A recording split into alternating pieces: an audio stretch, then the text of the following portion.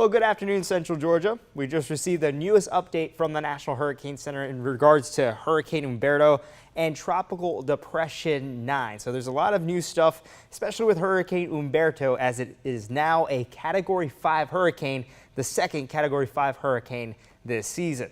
So let's look at the infrared satellite and radar. Here's the look at both of the storms. So you can see Hurricane Humberto on the right, extremely organized, a powerful storm with winds of up to 160 miles per hour, a fantastic eye wall, very organized in that respect. And then you can tell in the Caribbean, you can see a batch of showers and storms. That's Tropical Depression 9, and it hasn't yet formed fully. It hasn't become a tropical storm yet, and when it becomes a tropical storm, that's when it'll finally take on the name Tropical Storm Imelda, in which we've been talking about for the past couple of days. We can't really call it Imelda yet because it hasn't formed technically yet, but it will soon by tonight or by tomorrow early morning. But you can tell we can't really see a eye wall yet, but it will form and organize by the next 24 hours. So here's a look at the tracks on both storms. Here's Hurricane Humberto, just turned into a Category 5 storm, a very powerful storm with winds of up to 160 miles per hour. This is once again the second Category 5 hurricane in the Atlantic this season. The first was Hurricane Aaron, right around the same spot, and has a pressure at around 925 millibars. So the rule of thumb in terms of pressure is that the lower the pressure, the stronger the storm is. Still a slow mover going towards the west-northwest at 10 miles per hour. So even though it's a Category 5 hurricane, thankfully, we're not expecting any impacts for anyone on the coast or for anyone on the continental United States.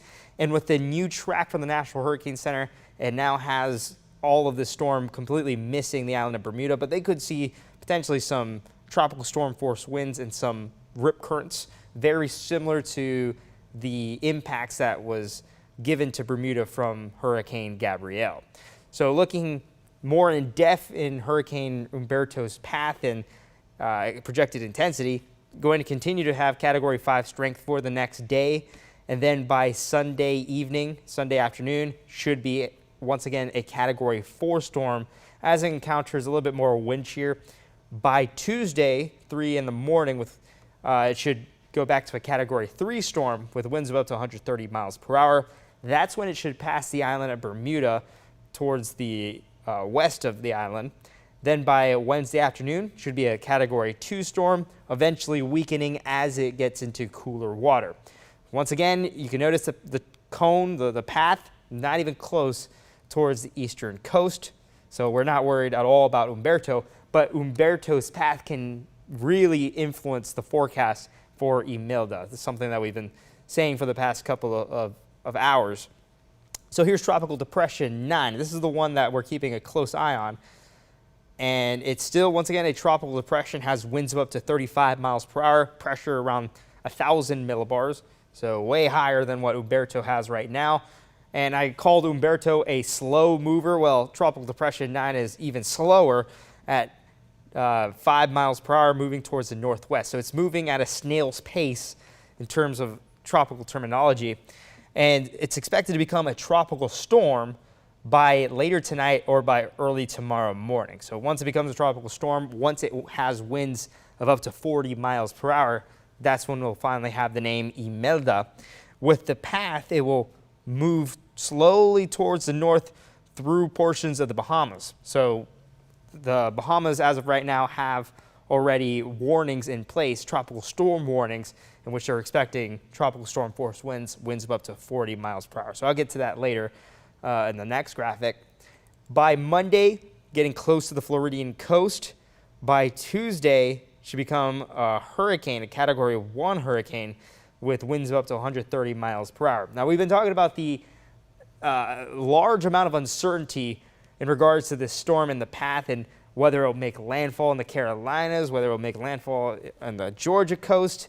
Well, with the new forecast track, it now has the cone of uncertainty completely avoiding the coast entirely. So if we look at the forecast track, still some uncertainty, but it has the storm turning to a Category 1 hurricane by Tuesday, getting close to the Carolinas, and then stalling for a bit, and then making an eastward curve out towards the Atlantic, towards where Humberto is at. And this is what we call some of the effects of the Fujiwara effect, where Humberto gets close enough where it will influence the path of Tropical Depression 9, or what will become Tropical Storm Imelda.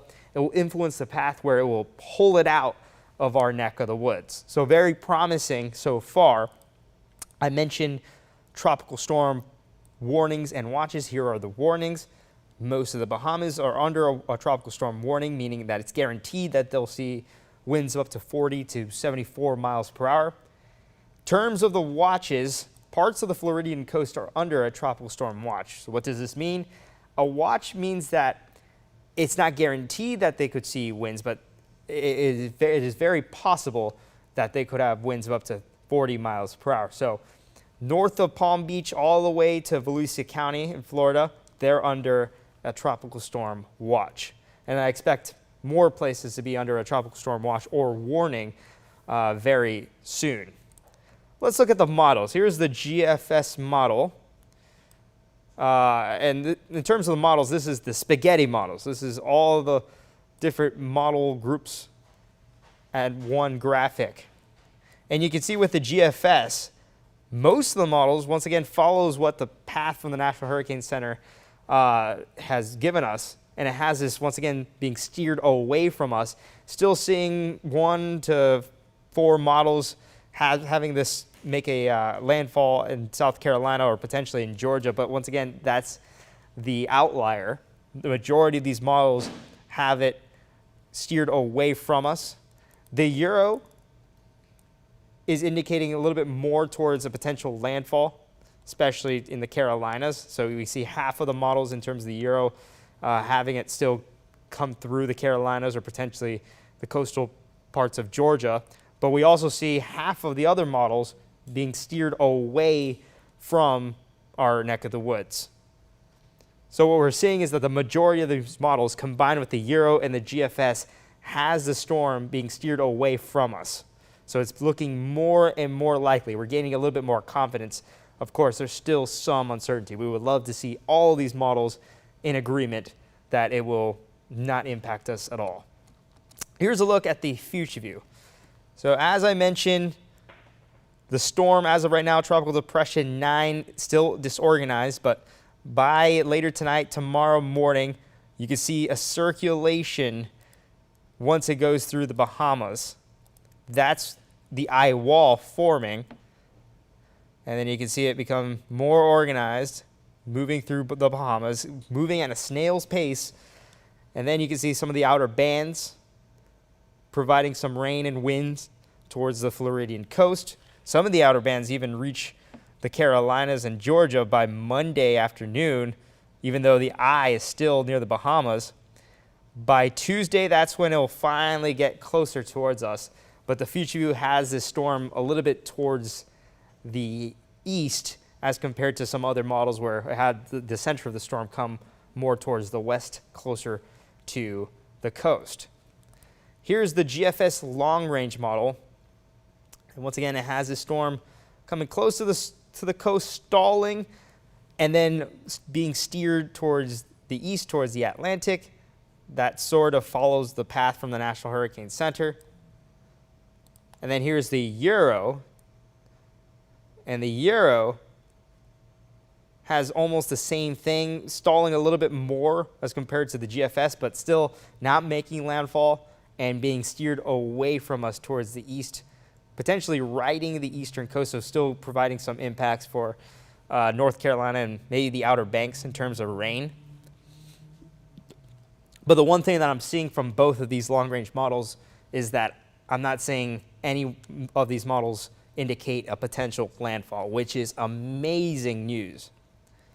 But of course, if it does stall, we could have a rain event for the coast. So the Georgia coast and the Carolina coast. This is the Euro Future View rainfall. This goes until next Friday, and it's indicating high totals for the upper parts of South Carolina and the southern parts of North Carolina. So it's indicating up to 3 to 4 inches maybe locally higher for places north of Charleston and in between Wilmington. And then for Savannah and Jacksonville, could see numbers close to 2.5 to 3 inches. But then for parts of central Georgia, so we go more inland, we'll see only trace amounts, especially for the most eastern counties. Those are the spots that have the highest chance of seeing rain from Imelda, but it doesn't look like anything substantial, which is unfortunate because they missed out on substantial rain on Thursday. So I know they really want and they really need the rain. Let's look at the GFS rainfall totals, showing almost the exact thing, showing actually lower amounts because the GFS has this completely being steered away from us. So if that's the case, we'll see lower rainfall totals. This shows Savannah, Jacksonville, Charleston, Wilmington having 2.5 to 4 inches of rain. And then for central Georgia, once again, only trace amounts. So nothing really impressive at all. Let's look at the future view wind gust. And let's see, once we get into the start of the work week, we'll start to see gusty winds for Brunswick. So for the coast, Brunswick seeing winds of up to 24 miles per hour. By Monday, the winds will start to pick up for the places along the coast as the storm gets closer to the coast. Brunswick, 32 mile per hour gusts, 23 mile per hour gusts in Savannah. Charleston, 22, Myrtle Beach, 22. And the same thing goes for central Georgia as well. It could be a little breezy, showing Vidalia having winds of up to 25 miles per hour, Cordele, 20 miles per hour, Dublin, 20 miles per hour, and Macon, 22 miles per hour. So we're talking about how it looks very promising that the storm could be steered away from the coast. But once again, I still want to highlight that the uncertainty. We saw in the spaghetti model, some models indicated that it could make landfall. So let's go over all the potential scenarios while we're at it. So scenario 1 is what we were thinking yesterday, with most of the models indicating a potential landfall in the Carolinas. And the reason why is because Humberto was forecasted to stay a little bit farther than anticipated from what would become Imelda. So with Humberto being far from Imelda, Imelda would have been influenced from a low pressure system inland, so a low pressure system around our state and potentially around Tennessee, that could potentially pull the storm towards the Carolinas. So that was scenario 1, which would have looked a lot more likely yesterday. But now it looks more likely that scenario 2 is going to be the real scenario that's going to come into fruition. So and that is Humberto is then going to influence future Imelda, and it's going to pull the storm away from the U.S. coast, and potentially these two storms could merge together. And then scenario 3, highly unlikely, but this is what I call the chaos scenario, and this is where the Fujiwara effect will come into place. The Fujiwara effect is a very rare phenomenon where you have two storms of equal strength close to each other, and they provide each other some chaotic movement. So it's two systems rotating one another, and this would pull Humberto closer to the coast, which would be a bad scenario because, as we know, Humberto is a very strong storm. It's a Category 5 storm, and we would have potentially catastrophic impacts for the coast. So that looks highly unlikely. So let's see how each scenario plays out. Here's scenario 1, which looked likely yesterday, not anymore today, thankfully, where Humberto does not have much influence on Imelda, so Imelda just goes northward into the Carolinas. Here's scenario 2, which looks more likely right now, and it has Humberto pulling the storm away from us, and it steers it towards the Atlantic, and they could potentially merge together. That looks like the more likely scenario. And then we have the chaos scenario, the Fujiwara effect. Notice they're just spinning around each other like they're doing a tango dance, and it has Humberto pulled closer to the Carolinas. That's potentially the worst case scenario, because instead of a tropical storm or a low-end hurricane, you have a strong major hurricane coming to the Carolinas, which I think no one would want. In terms of the hurricane frequency, yes, we're at the end of September. We are past our peak our peak of the season was around September 10th, but notice 60% of all activity happens after the peak of the season, and also we're around a year since Helene came through central Georgia. So tropical systems could very well become very active around the end of September and early October. Early October is when Hurricane Milton also formed in the Gulf, didn't provide some impacts. It went through Florida. But I'd say by the end of October, once we get into October 20th, that's when we become a lot more calm and relaxed in terms of the tropics. You could have a superstorm, and when I mean a superstorm, you could have a rare storm that defies all odds, like Hurricane Sandy, and that could provide some impacts towards anyone along the coast or along the Gulf. But thankfully, if you look at all the amount of hurricanes that happen throughout September and October, around late October, that's when the tropics become way more inactive. So looking at the names, so we're about to have Imelda very soon, either by tonight or by tomorrow. After Imelda would be Jerry, and then it would be Karen, which a lot of people would laugh at the fact that we would have a potential tropical system called Karen. And everyone, I've seen comments saying that Karen could be the worst storm of the century just because of its name. So obviously there's no science that backs it up, but a little bit of amusing fact that we could have a tropical system named Karen very soon. So here are the headlines. Here's everything that I want you to know, especially for central Georgia. If you're watching in central Georgia, this is for you. So it's trending towards no real impacts here in central Georgia. We could have breezy weather. We showed the future view wind graphic, and it showed potentially gusts of up to 20 miles per hour, but that's it. And actually, this system could filter in cooler air on the backside of the system and also could provide some drier air as well. So the weather could actually be quite nice because of Tropical Depression 9, or what eventually would become Tropical Storm Imelda. So that's the in-depth view of the newest update around 5 o'clock. But here's the summary. Here's what I will call the conclusion, or the broad view of everything that you need to know, especially with the new 5 o'clock update. So we have two storms right now in the Atlantic. We have Tropical Depression 9, and we also have Hurricane Humberto. Hurricane Humberto is towards the right in the screen, and it's very organized. It's a powerful storm. It has Category 5 strength, or second Category 5 storm so far this year. It will continue to make a northward curve, eventually weaken back into a Category 4 by Monday. As it passes Bermuda, it will be a Category 3 storm. Not expecting any direct impacts for Bermuda, but could see some gusty winds and rip currents.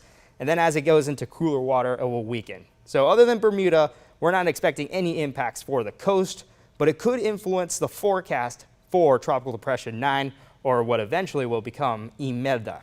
So Tropical Depression 9 has winds of up to 35 miles per hour, still moving at a snail's pace, moving towards the northwest at 5 miles per hour. Eventually, it will become a tropical storm by either tonight or by tomorrow early morning, and it will go through the Bahamas through the next couple of days. Once we get into Tuesday, it should be a Category 1 hurricane as it comes close to the Georgia and the South Carolina coast. But with the new forecast track, we're indicating that the storm will be steered away from the coast and will miss the coast entirely. So this is the South Carolina coast and the Georgia coast, and we could potentially avoid a landfall, which would be a great scenario to have. Here's a look at the spaghetti models from the GFS. The GFS is indicating towards the scenario where it will completely miss the South Carolina and the Georgia coast. Still have a couple of outliers where it indicates potential landfall, but once again, it's an outlier. But the Euro has a little bit more models that indicate a potential landfall, but half of the Euro models also indicate towards the more likely scenario where it will completely miss the Georgia and the South Carolina coast. But there's still some uncertainty in the forecast because there's a lot of moving parts in the atmosphere that could really influence the path of Tropical Depression 9. But for central Georgia, here's what you need to know. We're trending towards no real impacts, and we could have some breezy conditions. We could have winds of up to 20 miles per hour by next week. But other than that, it could filter in cooler and drier air here in central Georgia. So it could actually be it could also cause some nice weather for most of next week as well. So that's your Tropics update as of 5 o'clock. I'll be back at around 8 o'clock with the newest update. And the 8 o'clock update, that could definitely be the one where we could finally have a named storm Imelda in the picture. So if that happens, of course, I'll be here with the newest update and the newest analysis on the forecast track. Have a beautiful night, Central Georgia.